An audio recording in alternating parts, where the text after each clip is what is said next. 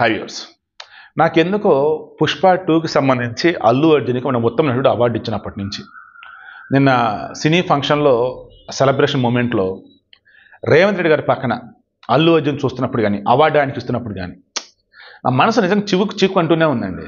సరే, పుష్పలో బాగా యాక్ట్ చేసాడు, ఇచ్చారు. పుష్ప 2లో కూడా బాగా యాక్ట్ చేసాడు, ఇచ్చారని అనుకుందాం. మీలో చాలామంది అల్లు అర్జున్ ఫ్యాన్స్ రమేంగలు అంటూనే ఉన్నారు. కానీ పుష్ప 2లో సిస్టమ్ మొత్తాన్ని కూడా కొనేవాడిలాగా డబ్బుకి రాజకీయ నాయకులు దాసోహం అంటారని ఎలా అన్నింటి మించి అత్యంత దారుణంగా దరిద్రంగా ఉన్నది ఏంటంటే పోలీసులను కొనటం, పోలీస్ స్టేషన్ కొనేయటం అండ్ పోలీస్ ఆఫీసర్ని స్విమ్మింగ్ పూల్లోకి నెట్టేసి సుస్సుబోయటం. ఇంత దరిద్రంగా ఇంత ఘోరంగా చేసినటువంటి ఒక క్యారెక్టర్కి ఇక్కడ అవార్డు అని చెప్పేసి ఇవ్వటం అంటే ఎంత దారుణం, ఎంత దరిద్రం. ఇప్పటికే పుష్ప సినిమాకి ముందు పుష్ప సినిమా తర్వాత అన్నట్టుగా స్కూల్ పిల్లలు, కాలేజీ పిల్లలు తయారైపోయారు.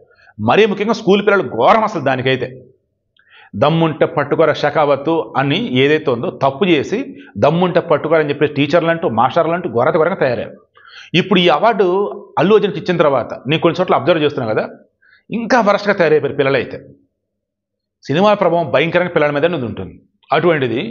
అటువంటి సినీ హీరోకి ఆయన చేసిన క్యారెక్టర్లు అద్భుతంగా పెర్ఫామ్ చేసి ఉండొచ్చు కదా, బట్ ఆ క్యారెక్టర్ ఎటువంటిది, సిస్టమ్ని వచ్చేసి ఎంత తప్పుదో పట్టించాడు. అటువంటి వ్యక్తికి అవార్డు ఇవ్వటం అంటే ఎంత దారుణం. నాకైతే నచ్చలా. మీకు నచ్చిందా? తర్వాత ఇంకొకటి, మొన్న అవార్డు ఫంక్షన్ చూస్తూ ఉంటే నాకు అనిపించింది కదా, చాలామంది ఇప్పటికీ రేవంత్ రెడ్డి గారిని ఒక ముఖ్యమంత్రిగా కాకుండా గతంలో పరిచయం ఉన్న వ్యక్తిలాగా, ఓ ఎంపీలాగా, ఓ ఎమ్మెల్యేగా ఇలా చూస్తూ ఉన్నారు. రేవంత్ రెడ్డి గారు డౌన్ టు ఎర్త్ అండ్ ఇప్పటికి కూడా చాలా ఫ్రెండ్లీగా ఉంటారు. ఆయన ముఖ్యమంత్రి కదని చెప్పి జగన్మోహన్ రెడ్డిలో హడావుడి ఉండదు.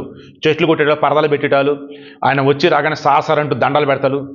చాలా నార్మల్గా ఉంటాడు ఆ మనిషి. జగన్మోహన్ రెడ్డి నిజంగా చెప్తాను కదా, ఒక ముఖ్యమంత్రి అంటే అమ్మో ఇలా ఉంటాడా అని భయపెట్టినటువంటి వ్యక్తి జగన్మోహన్ రెడ్డి. ఒక ముఖ్యమంత్రి అంటే ఎంత సింపుల్గా ఉంటాడని చూపించినటువంటి వ్యక్తి రేవంత్ రెడ్డి.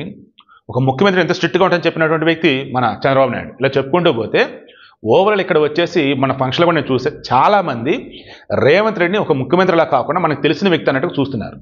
రేవంత్ రెడ్డి గారు కూడా చాలా సింపుల్గా నార్మల్గా ఉంటున్నారు. బట్ ఇంకొంచెం ఆయన తప్పదు అనుకున్నా సరే ఇంకొంచెం రేవంత్ రెడ్డి గారు ఆయన స్టేటస్ తగ్గట్టుగా, స్టేటస్ నచ్చినప్పుడు ముఖ్యమంత్రి పొజిషన్ తగ్గట్టుగా ఆయన ఉండాలా.